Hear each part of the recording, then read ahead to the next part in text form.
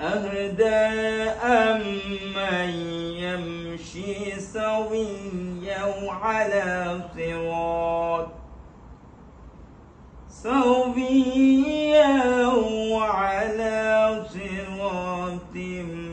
মুস্তাকিম।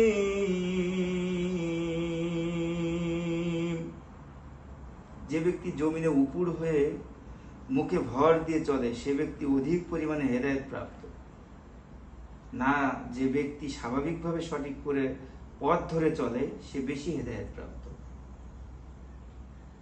قُلْ هُوَ الَّذِي أَنشَأَكُمْ وَجَعَلَ لَكُمُ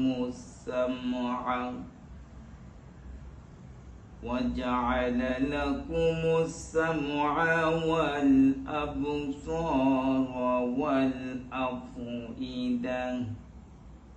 قَلِيلًا مَا تَشْكُرُونَ।